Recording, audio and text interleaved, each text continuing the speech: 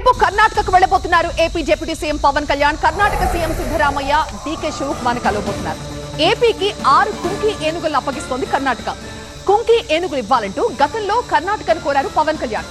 పలు జిల్లాల్లో ప్రాణ పంట నష్టం చేస్తున్న ఏనుగుల గుంపు సమస్యకు ఈ కుంకి ఏనుగులతో ఒక పరిష్కారం లభించినట్లుగా భావించవచ్చు.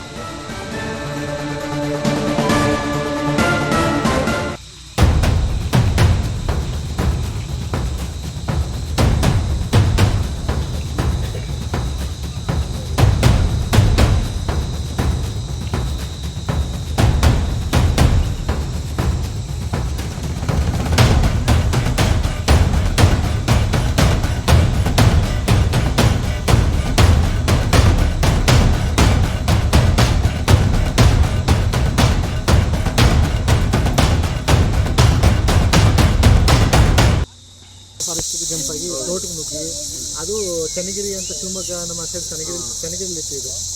ಅಲ್ಲಿಂದ ಬಂದು ನಮ್ಮ ಟ್ರಾನ್ಸ್ಲೇಟ್ ಮಾಡಿ ಇಂಜೆಕ್ಷನ್ ನೋಡಿದ್ರೆ ಡಾಕ್ಟ್ರಿಗೆ ಹೊಡೆದಿತ್ತು. ಹೊಡೆದ್ಬಿಟ್ಟು ಹೋಗ್ಬಿಟ್ಟಿದ್ದೆಲ್ಲ ಎಲ್ಲ ಮೂಳೆ ಎಲ್ಲ ಮುರಿದೋಗಿದ್ದಾವೆ. ಆವಾಗ ಇದು 4 ಜನ ಫುಲ್ ಡೇಂಜರ್ ತಾನೆ, ಫುಲ್ ಡೇಂಜರು.